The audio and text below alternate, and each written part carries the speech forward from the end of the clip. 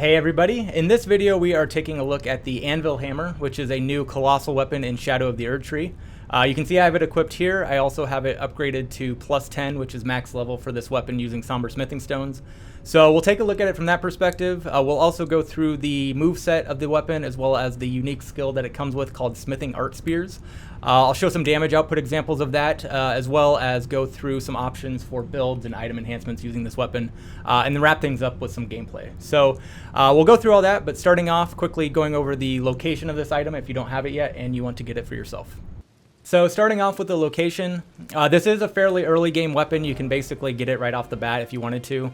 So from the starting point, the gravesite plain side of grace, basically just make your way through the field, cross this bridge here, you'll get to this castle front side of grace, and then you can make your way down this path, which will lead to this ruined forge lava intake, which is where we're at currently. So if we take a look around here, there's that bridge I referenced, and then once you cross, just kind of making your way down that path there. Once you get inside, there's another side of grace that you can grab. So as you make your way inside, you can grab that side of grace, and then getting to the weapon and completing this dungeon is fairly straightforward, so I'm not going to go into too much detail, but just kind of make your way through. Obviously, there are some things you can pick up and whatnot.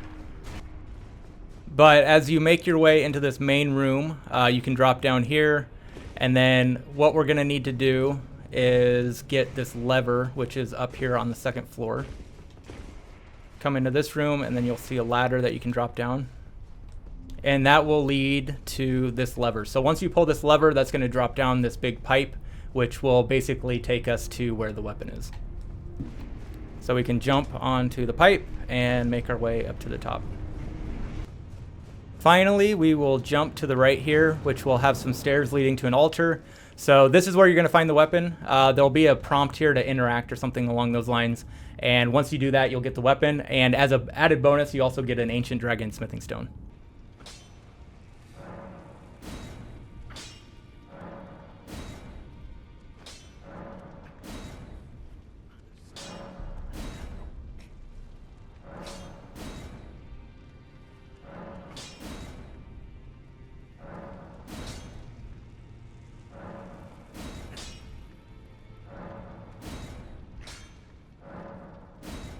Alright, so now taking a look at the stats for the weapon when you've got it fully upgraded to +10. I've got the base version on the left, comparing that to the +10 version on the right.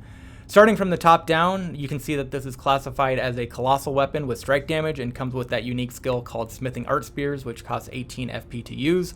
In terms of weight, it is fairly heavy even for a colossal weapon, coming in at 22. Moving down to attack power, it comes with both physical and fire damage. With the base version, that's 131 for physical and 85 for fire. However, once you fully upgrade it to +10, that increases to 320 for physical and 208 for fire. Attribute scaling is actually one of the more interesting aspects of this weapon. As you can see, it scales with everything but arcane. And if you get it fully upgraded, you get a B for strength, an E for dexterity and intelligence, and then a D for faith.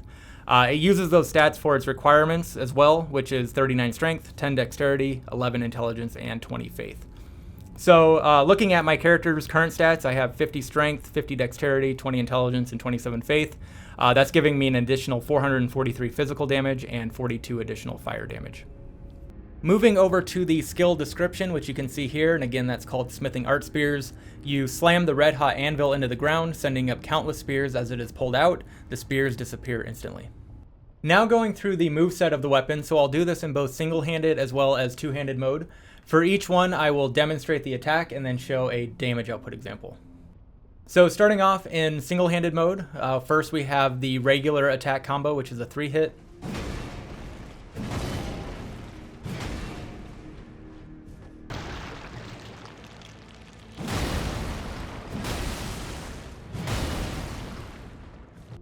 And then we've got the heavy attack combo, which is a 2-hit.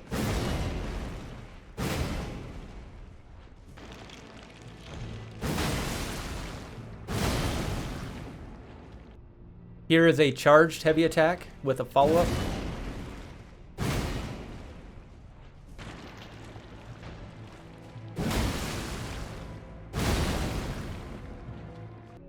Now we've got the roll attack. So here is a roll regular attack. And then we'll do a roll heavy attack.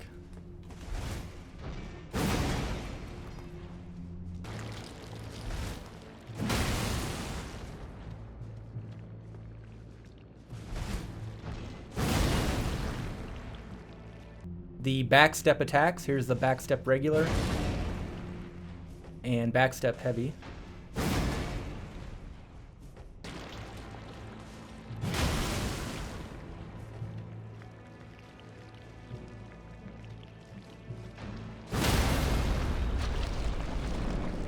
And then we've got the sprinting attacks. This is regular.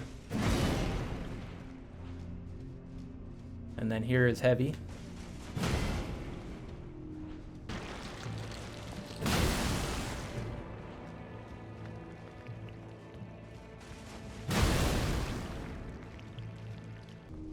And finally, we've got the jump attack. So here's regular and heavy.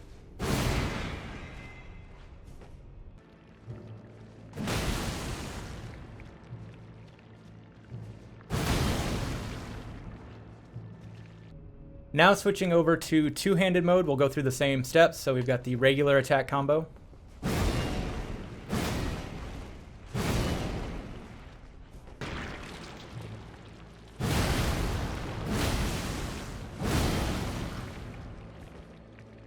Here is the heavy attack combo.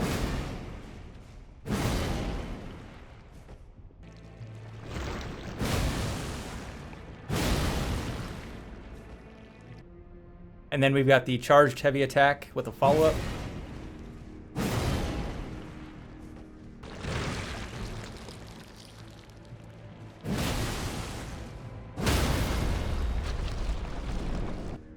Moving on to the roll attacks. So this is regular. And then here we've got the heavy.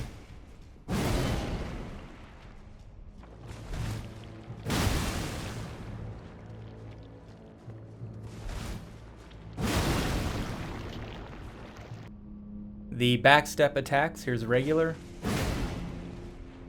and here's backstep heavy.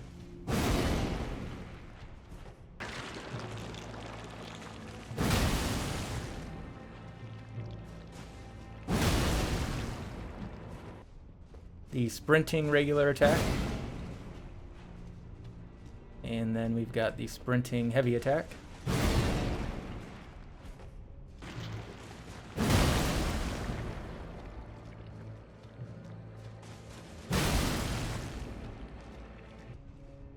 And then wrapping things up, we've got the jump attack. So here's regular, and here is heavy.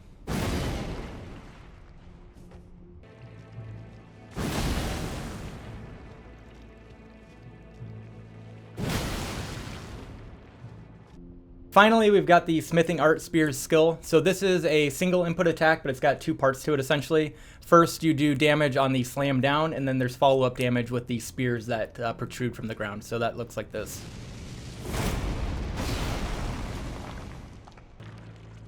And then here is a damage output example. So you can see the initial damage with the follow-up.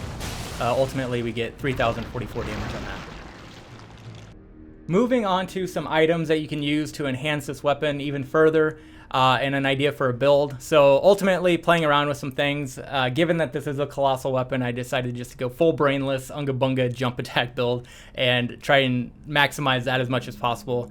And doing a little bit of playing around, it does just kind of melt through everything with jump attacks. So going through what I did with the items that I'm using.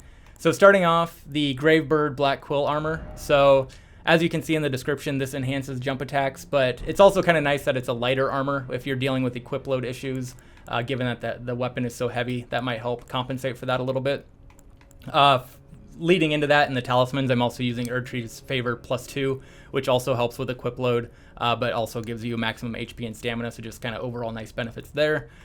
The two-handed sword talisman enhances the attacks of the two-handed weapon. This doesn't appear to reflect in your attack power stats, but doing some damage testing, it is having an impact on the amount of damage dealt with that equipped.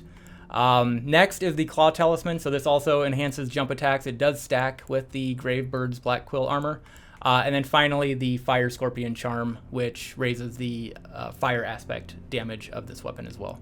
So those are kind of the main items, and then adding on to that, kind of the standard buffs that are used going into Golden Vow and Flame Grant Me Strength, and then also using the Wondrous Physic to get some additional fire damage with the Flame Shroud and Cracked Tear.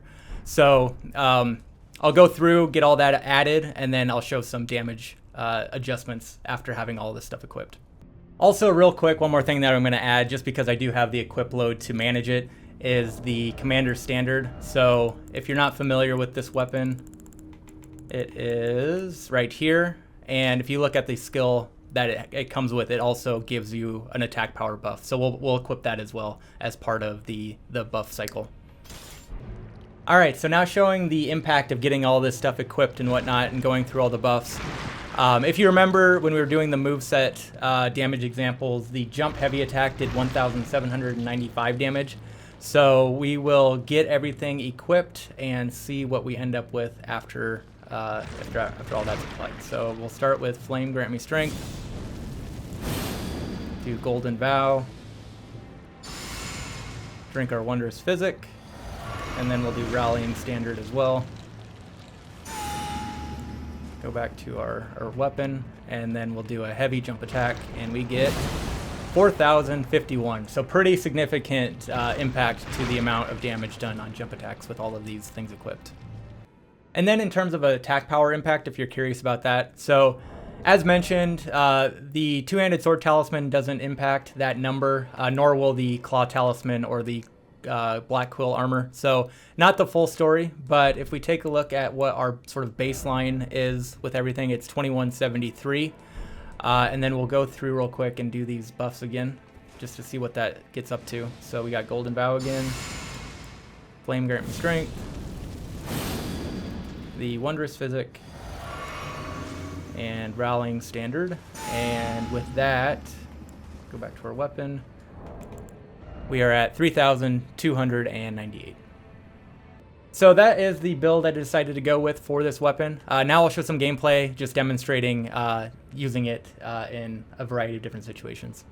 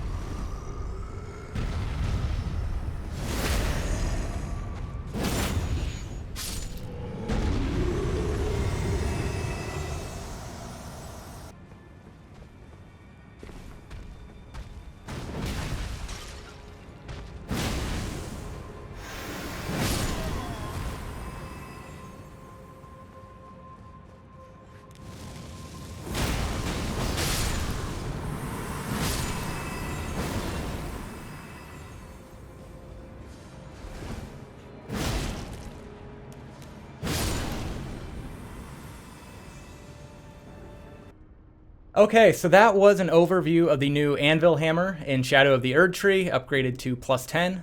Overall, pretty typical colossal weapon. It's big, it's heavy, staggers like crazy. If you saw some of the gameplay, it seemed like every enemy, if it got 2 big hits on them, no matter who they were basically like on the ground staggered. So lots of stagger hits. So it's one of those weapons like you can really, it feels heavy and powerful when you're using it. So if you're looking for that type of weapon, definitely a good choice. The skill, Smithing Art Spear, definitely had useful utility. Again, if you saw in some of the gameplay, it's really good for clearing out sort of medium to smaller enemies. So if you're going up a group of like 5 smaller enemies, it can clear those out pretty efficiently, which is useful given that it's sort of a slower weapon. So sort of the main attack is really good for doing damage on sort of the main enemy, and then you've got the Smithing Art Spear to clear out any sort of side minions, if you will. One other thing that's sort of interesting about this weapon that I touched on is that it does have attribute scaling for the 4 stats there: strength, dexterity, intelligence, and faith. I didn't really optimize that, so there may be some interesting sort of further optimization you could do to build your character around those stats to get the sort of full scaling of that. But overall, yeah, if you're looking for that big heavy weapon, it's got a lot of power to it, and from what I could tell, does the job and can melt through a lot of the stuff in this game. So if you get this up to +10, don't think you'll be disappointed, and we'll leave it there. So thanks for watching, and we will see you later. Bye.